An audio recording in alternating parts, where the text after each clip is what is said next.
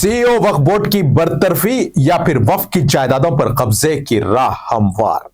अस्सलाम वालेकुम नाज़रीन, आप देख रहे हैं मीम टीवी की स्पेशल रिपोर्ट। मैं हूं हबीब उमर। तेलंगाना वक्फ बोर्ड एक बार फिर तनाज़े की भट्टी में है। हाई कोर्ट के सिंगल बेंच के हुक्म पर सीईओ मोहम्मद असदुल्ला को बरतरफ कर दिया गया, लेकिन असल सवाल यह है कि क्या यह फैसला इंसाफ के उसूलों के मुताबिक था या फिर उसके पीछे कोई बड़ी साजिश छुपी है।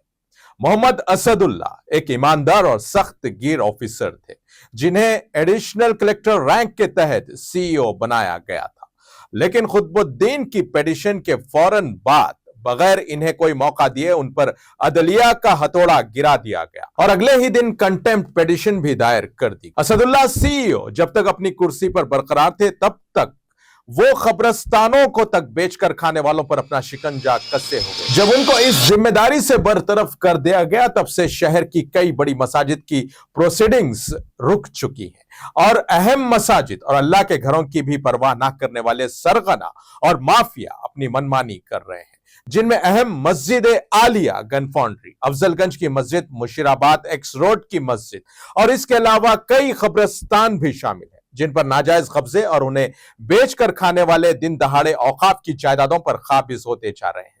सदर मजलिस एमपी असदुद्दीन ओवैसी तो वक्फ की लुटती जायदादों पर अपनी आंखें बंद किए बैठे हैं, लेकिन वक्फ अमेंडमेंट बिल के खिलाफ बत्ती गुल, इंसानी जंजीर, धरना चौक पर एहतजाजी जलसे जैसे नाम नेहाद एहतजाज करते रह गए।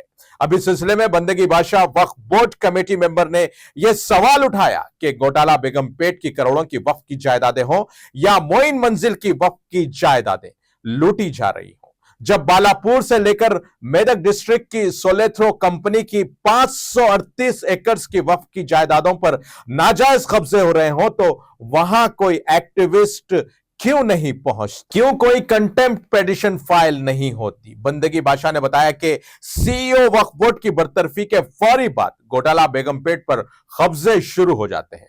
सवाल यह है कि क्या यह सब मंसूबाबंद तरीके से हो रहा है? क्या यह महज अदालती कार्रवाई है या फिर वक्फ जायदादों पर कब्जा करने वालों की एक बड़ी गेम प्लानिंग? क्या हुकूमत बरवक्त कदम उठाएगी या वक्फ की मजीद कीमती जमीनें लुटेरों के हाथों चली जाएंगी? बंदगी बादशाह ने कहा कि हमने कांग्रेस पार्टी के हक में वोट दिया, जिसकी वजह से एक सियासी तब्दीली आई। अब अगर ऐसी लापरवाही एक तबके के साथ होगी तो इस तबके की नाउमीदी इलेक्शन में अपना रंग दिखाएगी। अब तो हर जुमरे से वोट चोरी के खिलाफ और वोट की शफाफियत के हक में अपीलें होती चली जा रही हैं। एक दिन आएगा आधार से वोट लिंक होगा और संजीदा वोटर्स मैदान में होंगे। इसको मद्देनजर रखते हुए आज प्रैक्टिकल पॉलिसीज और डिलीवरी मैकेनिज्म को अहमियत देने की जरूरत है। हमारी वक्फ की जायदादें महज जमीनें और इमारतें नहीं, दरअसल ये दीनी, फलाही और समाजी मकासद के लिए वक्फ की गई अमानतें हैं। इसकी हिफाजत करना रियासती हुकूमत की जिम्मेदारी है। तो हम चीफ मिनिस्टर रेवंत रेड्डी से दरख्वास्त करते हैं कि वो फौरी और संजीदगी के साथ इसके खिलाफ कार्रवाई करें और सीईओ वक्फ बोर्ड की कारकर्दगी की फौरी तौर पर बहाली अमल में लाए। आइए देखते हैं इस सिलसिले में बंदगी बादशाह ने क्या कहा। काफ़ी अरकान हैं बोर्ड के और जो है चेयरमैन, सिटिंग चेयरमैन हैं जनाब सैयद अजमतुल्लाह हुसैनी, उनसे भी आप इसको क्लैरिटी उनसे लेना चाहिए।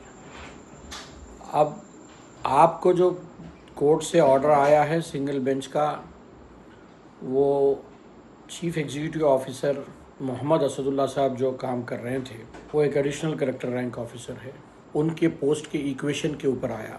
आपने जो सवाल किया दूसरे दिन ही कंटेम्प्ट आ गया। ऐसे कोई सीरियस इश्यूज कंपैरेटिवली देखा जाए तो घोटाला बेगमपेट है, मोइन मंजिल है, जहां इर्रेपरेबल और करोड़ों का डैमेज हो रहा है वक्फ के प्रॉपर्टीज़ को। वहाँ कोई वक्फ एक्टिविस्ट नहीं है कि जो जाके कंटेम्प्ट करें, फाइल करें और कोर्ट का ऑर्डर लाए।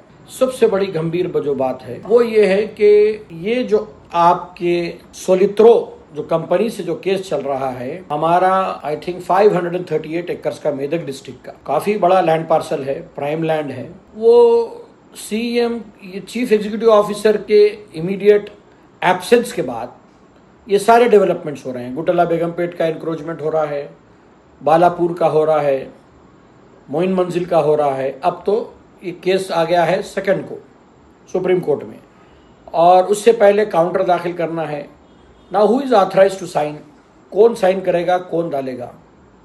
तो ये सारे चीज़ें पेश नज़र जो है, I think it is the high time that the honourable chief minister should take a call of this Waqf board issue. अब ये अगर ऐसी लापरवाही एक तबके के साथ होगी तो जाहिर बात है कि नाउम्मीदी जो है वो इलेक्शन में ही रंग दिखाती हैं। हमारे जायदाद, वक्फ की जायदादें जो है एक चैरिटेबल, रिलीजियस और वेलफेयर, सोशल कॉज के लिए हैं। उसको प्रोटेक्ट करना गवर्नमेंट की इक्वल रिस्पॉन्सिबिलिटी है। और तेलंगाना स्टेट वक्फ बोर्ड हो, तमाम रियासतों के वक्फ बोर्ड रियासती हुकूमत के तहत होते हैं। रियासती हुकूमत के ताउन से ही काम होता है। ये पहली मर्तबा हुआ है कि इतने दिन तक कोई ऑफिसर नहीं है, उसको फिलअप करना चाहिए।